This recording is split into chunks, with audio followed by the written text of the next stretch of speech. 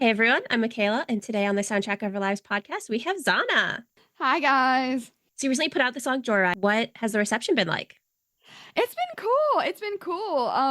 We have actually had that song in the can for years, and it's crazy that it's finally coming out now. I think it's like we tracked in like 2022, but his album Find the Truth, which is coming out January 17th. We're co-writers on it. He's actually my husband. So that was special to be able to collaborate with him and kind of talk about our life in music. But yeah, the reception so far has been exciting. Definitely it's kind of skyrocketed to the top of his tracks, and I'm really excited for him. We were just talking about it this morning. Yeah, so if you've had the song for a while, why did now feel like the right time to put it out? Yeah, so our producer had been taking a while to get mixes back to us anyway, but we were okay with it because we were kind of wondering if we would go ahead and release it independently, the full album. And then it just turns out we got approached by Brian Head Welch for his label, Crossover Records, and I knew that they were picking me, Zana, and I was like, wait, like. Nesdam has a really good album too, and they were really interested in his music. And Brian ended up loving it, and he's like, you know what, take both of them. And that was really cool to be able to, work together with him on a label deal like this. And it's great, yeah. So yeah, it turned out that waiting was the best thing for us to do, actually. What has it been like working with Brian? It's honestly been probably the best experience I've had working with any type of label or agency before. And so it's just really feel like we have a lot of focus and attention. And pretty much anything we like think of that we want to do, they're like, yeah, let's just do it. So I feel like a kid in a candy store because I'm like, they have a lot of faith in us, and they're really cool with like really most of everything we present to them. So it just feels like a really great, authentic place we can be artists and creative there. And we just have their full backing and trust. So I think it's been the best thing that we've ever done so far. Yeah. That's awesome. Yeah, it's great. I mean, being independent was really fun, but it was very hard to do. And I put our last album, Stronger Than Death, my last album. I'm actually wearing the hoodie for it today on accident. I didn't realize. But that album was really took about 3 years for me to put it out independently. And it's just hard without that kind of team behind you. But now that we have crossover, my new album, which I have yet to announce the title because I'm still back and forth so much. That one, I mean, we got the deal and they're like, all right, go to the studio, go make one now. And I'm like, oh, I was like, I think I have to write and finish a record in 6 months because we're trying to put it out next year. But I think that's like the best scenario, I think. And I just can't wait to see what we can accomplish with this next album as a team together. Yeah, so you mentioned a new album. Can you share anything about it? Sure, sure. So, when I was kind of prodding my fan base and I was like, all right, guys, what do you want to hear for the new, sound for Zana? Like, we have just a whole new slate. I mean, I've put out 2 records before. My first album was called Red for War, and that was in 2018. It dropped, and then Stronger Than Death, I like just feel like skyrocketed in quality. And that one came out 2023, and most of my fans said that they kind of really missed the screams that I had on Red for War that I didn't Mhm. put so much on Stronger Than Death. Now, Stronger Than Death is still like sonically like heavy hitting. Yeah. It's just way more singing driven. And I actually mentioned it to my producer at the time. I was like, "Can we scream more?" And he's like, "I don't know. I want to like make you really mainstream appeal." And I was like, "Okay, I love singing too, but Mhm. I was a little tear because I wanted to scream more. And so I ended up hearing from my fan base that they felt the same way. They were like, "Hey, we just want like Stronger Than Death 2.0 with screams." And I'm like, "You got it." So we did that. I went back to half of the same producer team this time, and we went ahead and I think this album is like thematically dark. It's pretty dark in my opinion, Mhm. and it talks about a lot about like some of the struggles I went through during the years where I was trying to put out Stronger Than Death independently, which coincided with like the pandemic, and it also coincided with my kidney transplant that I had back in 2019, and so I didn't really get to talk about those things because I tracked Stronger Than Death in 2020. So, Mhm. and it didn't come out 3 years later. So this is kind of catching up to all the garbage of those 3 years that it took, all the hard stuff.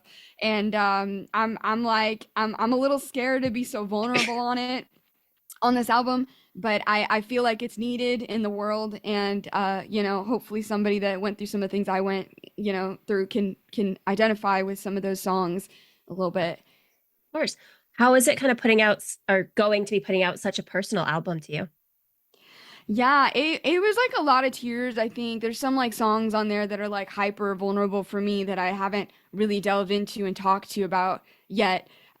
So I don't know. I just hope I can talk about them when the time comes and for interviews and whatnot. But there's a lot of double, triple meanings in the songs too. And I think that you can look at these lyrics in so many different angles and, kind of find something new about it. So I can't wait for it to come out, and I like am excited for the interviews too, even though I might cry a little bit. Yeah. I mean, I feel like it's got to be really hard to put out something that is so personal. Yeah, I mean, Stronger Than Death was really personal too, but I think that, I think a lot has happened in the world since 2020, and we've all felt the effects of this like looming darkness it Mhm. feels in the world and the nation, and the unrest and the war, that happens within our culture or ourselves, or, right now between nations. So there's a lot of elements of that. I was like bummed. I already put out an album called Red for War in 18. I was like, this album is still about war, and it's still about trying to survive every day, because we had Stronger Than Death. So I'm trying to pick a title that kind of goes with that theme of the album titles, and kind of has a pattern of this story that I didn't mean for it to happen, but it did. So yeah, I feel like I've almost landed on a title. I'm waiting for Brian to get off tour right now from his Corn tour, Mhm. because I feel like I'm not gonna bother the man in such a time. But I know that we're gonna start getting back into some meetings with the label to start that process to get it going a little bit further. And my producer's also on tour right now, so just kind of in this standstill. But I'm okay with it because it's the calm before the storm. I know that. Yeah, before it gets hectic and you just want the calm again. It's already, yeah, with the Nesdam album, I'm helping with the release as well, and that's slated for January. So I have plenty on my plate right now, and I know that the longer I wait, the better it's gonna be for the new album. But Mhm. my fans are like, please don't take too long. Like, we loved Strong the Death, and it was worth it, but like 3 years between albums is just too long, dude. And I'm like, I wish I could have put it out sooner. It just costs a lot of money. Yeah, and time. I feel like that's something people don't understand is like it's a lot of money and time that goes into creating it. People want it like now our culture is so like everybody just wants more content like every single day. It's exhausting, and I'm like, that was back when I was a solo team. Like, I literally put out that album from my couch, and I was a one person team. But yeah, like I'm just ready to see what I can do with a team of people like this. And so the more runtime we have, the better, because even though Stronger Than Death took 3 years to put out, there was so much groundwork that was done that I couldn't have done any other way. Mhm. And it truly set up the deal with crossover, and I remember like being kind of like in this burnout after Stronger Than Death came out, and it got over 1 million streams like in 6 months, and now it's at 3 million. I just checked today. And it hasn't even been 2 years. And we got approached by Brian in December of 2023. So it had only been out, 10 months before Mhm. Brian called us. So it was worth it. It was worth all the groundwork. And I don't think we could have made it as successful if we rushed it. So yeah, everything kind of happens for a reason, which is what that Joyride song is about with Nesdam. Yeah. So going back to like writing this new album, what is that process like for you when you go to write a new song or an album? Yeah, so I used to like write out these full songs, and then I realized when you go to Nashville, they cut about half of it out, and they're like, "No, we're rewriting this." So I stopped doing that because my heart breaks too much every time. So now what I do to prep for studio is, I mean, I'm always writing lyrics. I have just like an app on my phone for lyrics, but I just kind of keep a little library of like melodies that I come up with and lyrics or song themes. And I usually have an idea of the overall theme I want to write on per album because I'm really about like stories and themes and like learning something by the end of the album, like a Hmm. book. But this time around, I went back in. My producer is Kellen McGregor from Memphis Mayfire, so he's out right now with Asking Alexandria. I'm not gonna bother him either. But we really like to just schedule that time, go in with minimal ideas, and Kellen kind of hears the whole library, and he's like, I like this one, or maybe none of them, and we just start a brand new song from scratch. Hmm. And so that part is kind of interesting because we're there from like 9 to 5. Like we're working a full work day in studio, and everyone's got laptops. We're all sharing files, and Kellen's with the DAW and the computer and everything, and we're just hammering and structuring ideas. And so I knew that Kellen was also prepping. He had some instrumentals he'd been working on. He showed me a few. I think I picked one that I really liked, and that was like, boom, the first song of the album. We start hammering away. Hmm. And then the next day, it takes about 2 to 3 days to write one song and then track the preliminary bones of it. And then we go back and retrack everything for real. But yeah, we went in June for like 2 weeks. We came out with 5 songs in 10 days. Like we were just on fire, and that's pretty fast. That's like record fast. But I was so about it because writing is never the problem for me. it's Hmm. it's just releasing takes time and money. So when I had the green light from the label, I'm like, okay, let's go. And so I spent another 2 weeks in July working on other songs with Corey Brenneman, which is my other producer in San Antonio. Wrote 3 songs, and then I went back in August for 2 weeks at Kellen's in Nashville, and we finished it. We had the last 2 songs, and we tracked all vocals. And I was like, I'll be fine. I can sing through this. And I really could sing through everything. It was the heavy screams that like every day you got to go back on that mic and multiple takes, big lungs, so Hmm. exhaustion, and then there was allergies in the air, but we did it. We got it done, and yeah, I'm just waiting for the mixes to come back. And in that process of kind of figuring out which songs are probably going to stand out and be the singles that are going to lead up to pre-orders and the full thing. So super fun. It's just these cycles of albums. It's like we're in the development phase still, and I can't wait to release it. So if you could describe this album in 5 words, what would you say? Dark. That's not a word. Not I just I would say war. Like it's just war. Yeah, dark and war and just fighting. But also I would say it's redemption too. And maybe at the end you realize that there's freedom. So yeah, it's like this whole battle just to get free, and from dark things that have happened in your life and how they really transform you as a person and what it looks like to get free from those things and be transformed in like a spiritual way. Hmm. So definitely not shying away from the spiritual aspects of that war within that we all have to, Yeah. decide to keep living or succumb to hopelessness. So yeah, maybe that's a 5. I hope that's enough. That is 5. That's 5. Yeah, you got it. Yeah, but definitely the spiritual aspect is something that I always put in my albums, and I feel like it's a big reason that I've decided to keep going on in music, because it's bigger than just me, but it's about helping people get free spiritually and in their minds and their hearts and hopefully find freedom in their lives. So that's big with me. I think that's a very just an important thing in general for people to have is just a little bit of hope to get to that point in life. Yeah, and it's like we have to, ask ourselves deep within, what do we believe about this world? What do we believe about our lives, of who we are, And it really is like a battle for your soul, I think. So the dark versus light is like, I know that's cliche and corny, but like it's presented in such a way like that I feel this album could be like a theater play, Hmm. It's like this basically each song is in order for a reason, and each song kind of leads into another one into this story, and by the end of it you're just like, oh wow. I feel like that was such a hard battle for this person to overcome, and like Hmm. now they're free, you know, and it's so beautiful. Like the last song on the album, I know is gonna be last, is like one of the happiest, most beautiful songs I think I've ever written. And so to see that contrast is like darkness, heavy, sorrow, thematically difficult lyrics, all the way to this beautiful ending that's like, wow, you know, I really want to highlight that contrast and the duality Hmm. versus like ego and your true self, and you know, light and dark, spiritual contrasting elements. And so yeah, it's deep. It's hard to talk about because there's so much you could say about it, but I can't wait for the fans to hear it, and I hope that it does spur some discussion. And yeah, I think people will be a little caught off guard by it. I think it'll be cool.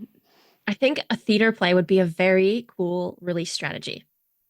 I would love that. I mean, I'm really thinking about stacking up some music videos to be like a trilogy of like the Mhm. story. You know, that's like what I would like to do. We'll see if the label has the budget to do everything I want to do for me though.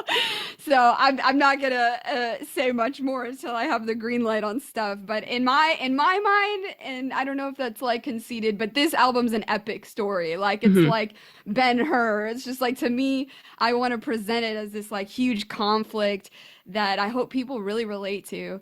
Yeah, so I hope music videos can kind of tell the story a little bit better too. How would what role would you say your spirituality plays in the music that you make?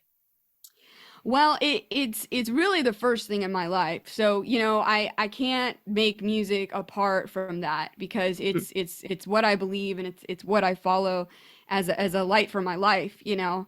And when you have, you know, it's kind of like the glasses that you wear. It's like, what is your worldview?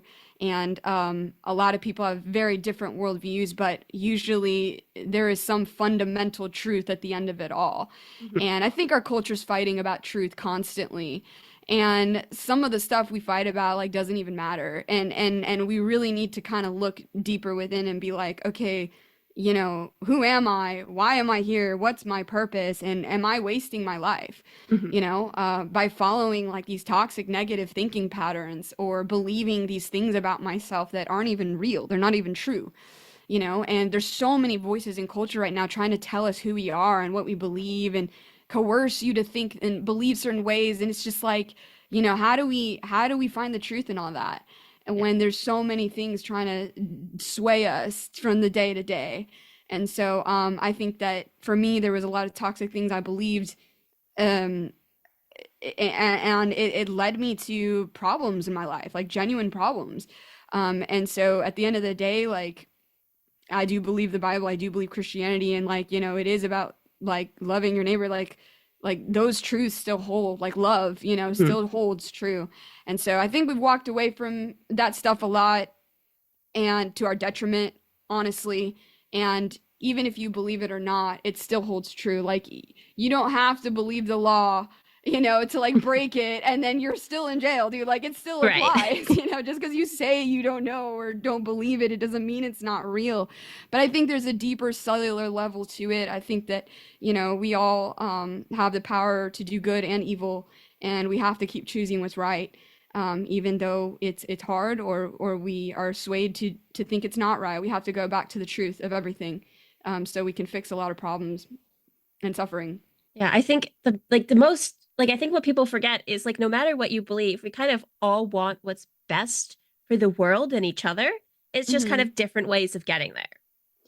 I think that, yeah, like, I mean, like telling the truth, loving, you know, like not being corrupt. Like, there's just these basic things like that we lie to ourselves about. Like, we all think we're amazing people. We all think we're good and have it all together, and that we're all righteous in our own eyes. But the truth is, no one's righteous in any of our eyes. We all need help. Hmm. We all need to look to the truth.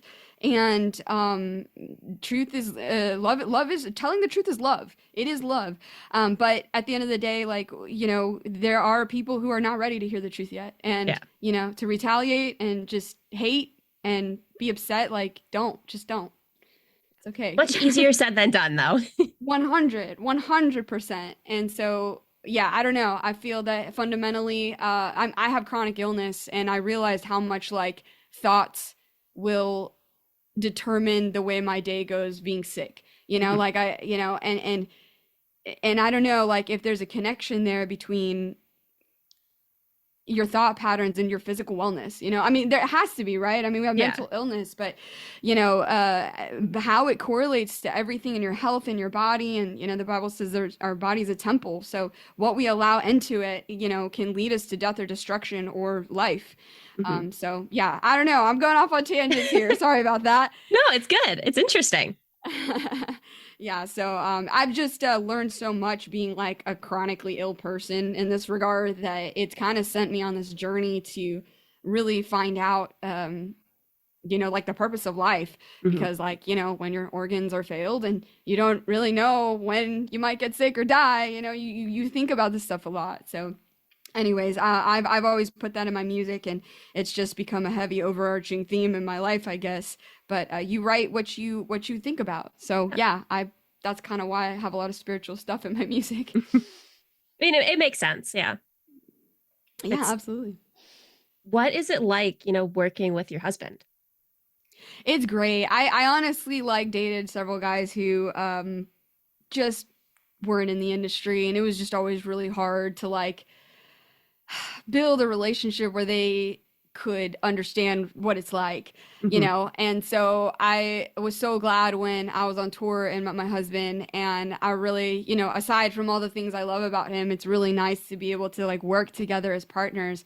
And I think I was always deeply looking for that. So it's definitely a blessing, and I get to tour with him, which is the utmost blessing. I love being close to him all the time, and he's honest with me about music. He's like, I think you could do a better take, like I like having that person there that will tell me the truth, Hmm. and that helps me be the best I can be. So he's one of a kind, definitely, but I couldn't do it without him, that's for sure.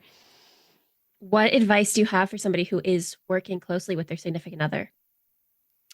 Um, Trust them for sure. Like, absolutely build the most trust. Like, I know that for me, I was always dating to like get married because I was, didn't want to build something with someone that was gonna, leave in the end. But obviously, if you're working with them, you probably do already trust them. But yeah, I mean, like, two heads are better than one. Just remember to nourish your relationship too. It's not always about work, and hopefully you can survive the craziness in the relationship, because it gets stressful for sure, but if the true love is there, then you'll be fine. So going off of that, you have also been mentoring other artists. What is your favorite thing about doing that? Yeah, so for a while there I was doing some consultations and stuff for bands who wanted to really like get ahead, or maybe like just do a significant step in their career. Now, so I've been mostly just teaching voice lessons Hmm. and doing vocal coach in the booth. So, I'll have students who are going to track, and, sometimes they'll bring me out to coach their performance in the booth to help them get the best takes. I also do co-writing with some of my clients as well, and just also give them some marketing tips on stuff. But I really love vocal coaching. I love singing. I know what it's like to have a really hot stage and you're trying to hit really hard notes, and there's just things that, like, I feel some people who haven't had live performance, like rock performances, and their teachers, like, they don't understand how much you have to be conditioned to do that. Hmm. And so I've definitely kept a roll record of things that were hard in my career for singing. And my big passion was to get through those barriers. And, just growing as being a vocal instructor, I have helped myself tremendously as the years have gone by, and then I get to help other people, and it's just so fun. And I love seeing students come out of themselves and get that confidence, and like seeing their vocal progress, and like teaching things that really work for them is like so inspiring to me. So I love that aspect about it. And then I just want to see bands that are good succeed too. So I like that part as well. But yeah, I have nothing to complain about. I have a really good life, just teaching voice and being a musician full time. It's a dream come true, honestly. How does teaching vocal lessons kind of influence how you create your own music? Yeah, well, it started off just like when I was learning how to sing and producers that pushed me, helped me hear things that I had never really like considered before in singing. 'Cause like when you're first like singing, maybe like professionally or like you start to get to that point, you kind of get really overwhelmed and just like hitting notes. But I think like big breakthroughs I had was like not don't hear just notes, hear the performance, Mhm. hear how someone sings something, and then you combine that with the athleticism and technique of voice, and it's this beautiful like pyramid of like heart, mind, and body that all have to communicate to get the best takes for songs. Mhm. And so yeah, like even just back in 2020, I remember like maybe struggling with a few things in my voice, and then now tracking this album I was like, oh my gosh, I know how to release my voice this way. It's so much easier now. And I hear things in the performance that like I didn't think of back then. So like Mhm. this vocally, this new album I'm really stoked about. I think my screams have definitely come a long way.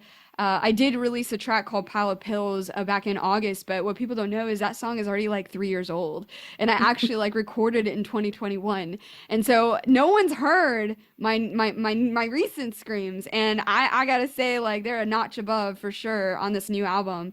So yeah, it's just helped me like feel more comfortable doing it live, and get more consistency too. And we do things in the booth that like we kind of forgot we did, and then we're like, well, why doesn't it sound the same live? And it's like, oh, because you didn't sing it like that in the booth. So I make people aware of what they do in the booth, and then they can translate it better live, and just how to do it better and not gas out or tax yourself too much, because Lord knows the elements will get you on stage, and peak conditioning. But also I remember the frustration of being a younger singer, and I was like, I just don't know why it's so hard. Mhm. And yeah, so I'm really excited to start touring heavily again once this album is out, so we can really put all those things to the test, and I can help some more people too. What advice would you go back and give your younger self? Oh my God, there's too much. There's too much. Honestly, I needed to learn all those lessons, so like I probably wouldn't have said a word to myself, but I would have just said like, "Hey, you're not crazy for believing in yourself the way you Mhm. do." Because, I think every successful person has to have like some bit of delusion, and they're like, "I'm going to be the best. I'm going to get Yeah. all this." And like for a long time I thought it was conceited or bad to say that stuff, and people would make me feel bad for having confidence in myself. And then I realized it was because it was a power struggle. And, moving along in the industry and doing what I've been able to do independently, and now being with Crossover Records, it was like, man, I doubted myself way too much. I let people really tell me what I was and wasn't, and being really impressionable, or just my heart would break if I got rejected on things, or like I remember just being crushed so much. And Mhm. now I'm just like, oh, someone said no, okay, the next day, move on. Like you probably didn't need that anyway. Right. And just knowing that the worthwhile opportunities will come your way, and not to sell yourself short either, because I feel like we're making really good music, so just keep going. So yeah, I would pour some more confidence in myself, I think, as a younger singer, probably. Yeah, I feel like delusion is good to a certain point. Like if you think you're the best, that's good, but you also have to be like at the same time you're not, if that makes sense. Yeah, you're definitely not yet. That's for sure. But if you Right. don't have that vision in your mind, you're never going to start walking towards that and to be actually better, you Right. know? And I think back then I thought I knew a lot, and I learned a lot about people too, like who I work with and stuff, and just um yeah, like again, that delusion is more so just to get you on the right path walking towards those goals. And you have to start with that first. You have to start with a vision for yourself, Hmm. because if you're just out here with no vision, someone's going to take advantage of you, man. And you have to know what you're trying to do and where you're trying to go, or else you'll team up with the wrong people. And then you'll be Right. like 10 years later, why didn't I make it in music? Yeah. It's like, well, yeah, you got to listen to your gut. Yeah. You can't start out saying, I'm going to play Madison Square Garden tomorrow. You have to be like, Right. I'm going to play it. Yeah, And yeah. then Or, it's a or goal. Even if It's you just say, I want to, that's yeah. still a step in the right direction. In your wildest dreams, what would you like to do? And if you don't have an answer for that, I mean, for anything in life, not even just music, like if you don't see yourself somewhere, you're not going to take the steps towards it. So, yeah, a lot of people, I think for me, I always fought with that voice of like, oh, you're never good enough. And if I listened to that voice, I wouldn't be here now, you know? Yeah. If I kept like dying every time someone broke my heart, like I wouldn't be here. So just get up, you know? That's So much it. easier said than done, Just though. get up. You're fine. But you're younger and everything is so much more intense, and you are trying to prove yourself. You really are when you're in this industry to anybody who will listen. And so, like, I think for me, I had to lose it all to be like, yeah, well, I'm still going to do it. Mhm. So yeah, if things don't work out, hopefully it steers you in the right direction at least. Yeah. Yeah, no, it's one of those things. It's like you have to be knocked down to understand what it means to be where you are. Yeah. Oh yeah. And there's still days I'm like, oh, I'm not fired up yet. Like, I'll never make it. It's such a long road. But I mean, I think about it, I'm like, would I be wanting to do anything else with my life right now? No. No. So stop complaining. I don't want a side job. I'm just gonna keep doing this and it's working so far. So we gotta just live another day here. Yeah, it's one of those things. You got to take a minute to like feel that way and then move on. Yeah, exactly. Just move on. It's like, okay, I'm going to allow myself like 10 minutes to feel sad and then I'm going to forget. Right, right. And then you realize, the next day maybe you're not so sick and you don't feel so yucky and you got a check in the mail unexpectedly and things are not so bad the next day. Yeah. Like just keep trying to see the good and stuff. And it is really up and down. I mean, music industry's up and down, but hopefully we're getting out of the pandemic and everyone's trying to recover. Things are constantly changing in the music industry as like tech changes too. Mhm. And so you're just trying to learn it all and still be a profitable and successful business so that people want to team up with you. And so I'm really excited. I love my new team. I love crossover. And Brian is like the best boss I've ever had. So we're here. Yeah, I'm super excited to see what this obviously the new album sounds like and then what it looks like going forward with you guys. Yes, I'm stoked too. It's a little bit still uncharted territory, but there's no way that it can't be successful if we put out the last record and it was that successful on our own. So we're very excited to see what the future holds. Yeah. So before I ask the last question, was there anything else that you wanted to mention or talk about? I had a music video come out a couple weeks ago, or I want to say, yeah, September 14th it came out. But yeah, it's called Pile of Pills, and go ahead and check that out. And we just dropped a couple new T-shirts on the website as well. If you guys are interested in checking that out, it's at zahnaofficial.com, and you'll see a store link on the homepage. So yeah, guys. So the last question is, what is the soundtrack of your life?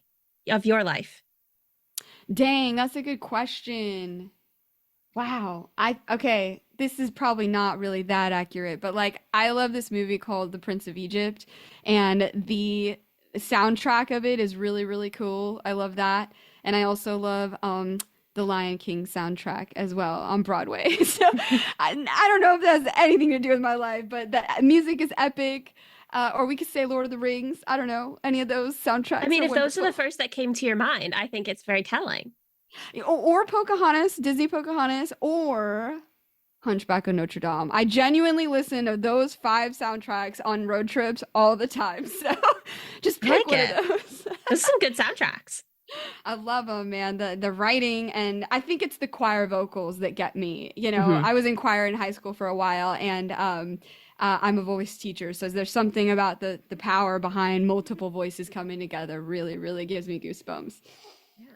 So for our listeners who want to stay updated on you and hear your album when it finally comes out, where can they find you?